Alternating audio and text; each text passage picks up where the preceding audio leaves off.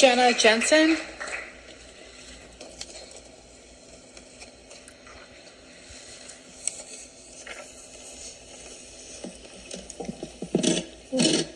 Good evening, Commissioners. My name is Jenna. I live in Washington, D.C., and I'm here as a part of the Humane Society of the United States, and I work on the Stop Puppy Mills campaign. I was asked to be here today as an expert on the puppy mill to pet store issue. And I would like to address quite a few things that have come up today, particularly the internet. I just would like to point out that anyone that sells over the internet has to have a license, just as anyone who sells to a pet store. They also have to adhere to the standards of care under the Animal Welfare Act. In addition to that, we've mentioned today that 2% of puppies are obtained from pet stores. That means that 98% of people are getting their dogs elsewhere. So to say that this is going to create a surplus of people going to the internet is simply untrue. Additionally, to say that a pet store can't convert to a humane model, HSUS has actually helped convert 21 pet stores to a humane model, and they now work with shelters and rescues. Recently, Super Pet in Tampa used to obtain dogs from commercial breeders, and now they obtain dogs from shelters and rescues because they said themselves that they've lost consumers because consumers didn't want to shop at their store and support the puppy mill issue. Additionally, I just would like to point out that this ordinance has been challenged and upheld 6 times in federal district court and once in Florida state court. So this has been settled legally in the state. And in terms of responsible breeders, here's a fact. We reviewed codes of ethics for the national breed clubs representing all 178 dog breeds recognized by the AKC and found that 96% of those dog breed clubs include in their statements that they do not and or should not sell to pet stores. Pet stores claim to only purchase their puppies from USDA licensed breeders. However, the USDA itself states that it does not certify establishments and that a USDA license is not a seal of approval.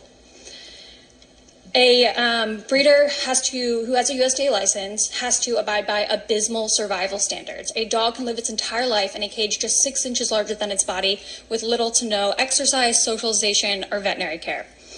To make matters worse, the USDA is currently protecting animal abusers by redacting pertinent information on animal welfare reports.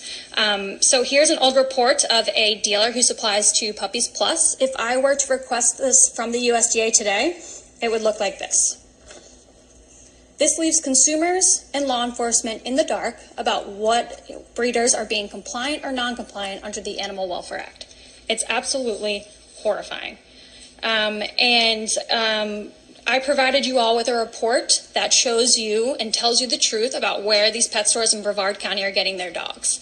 One of the dealers in that report has been in our horrible 100 puppy mill report 4 different times. They've received a complaint from the USDA. They've received a fine for $8,000. Another dealer supplying to the pet store in this county.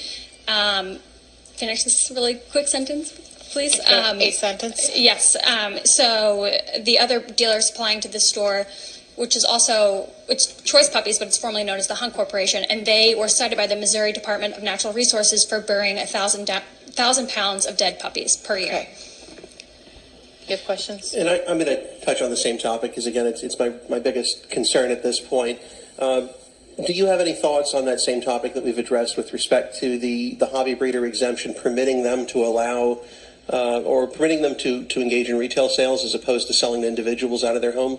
So we have no problem with hobby breeders selling directly to consumers. That's how they sell anyways. And I agree with the statements that were already being made about how, state officials in this state have no authority to inspect a breeder in another state. And to provide an example of this, there was a breeder in Arkansas with 295 dogs that should have had a USDA license but did not. And she was selling online and to pet stores as a hobby breeder. And she can evade that because that pet store on the East Coast is not going to go inspect a breeder in Arkansas. If you'd be so kind, just last item. With respect to that statistic you gave toward the end of your 3 minutes, you said there were dogs that were, I guess, what was the story with the dogs that died So Choice Puppies, formerly known as the Hunt Corporation, was cited by the Missouri Department of Ag for burying 1,000 pounds of dead puppies per year. And that ties to Brevard in what way? Because pet store in this room and in this county is sourcing from that broker.